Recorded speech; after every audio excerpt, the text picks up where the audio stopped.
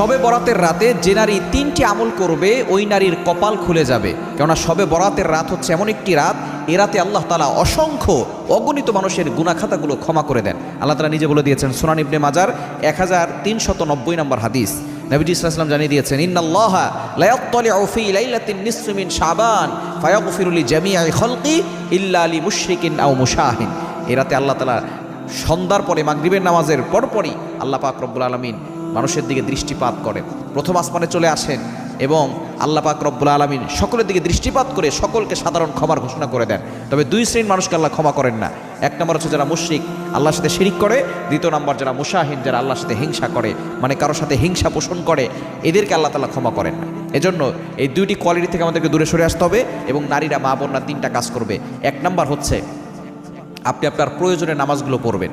প্রয়োজনীয় যে জিনিসগুলো আছে, সলাতুল হাজত, আপনি 2 রাকাত নামাজ